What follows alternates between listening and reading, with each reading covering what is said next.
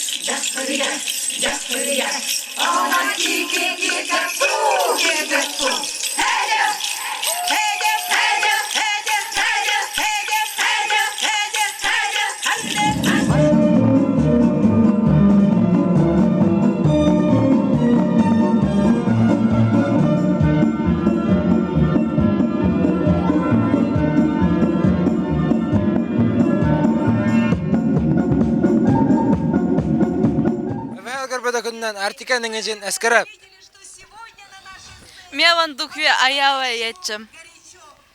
Тунхон чайлын өндеринуңа.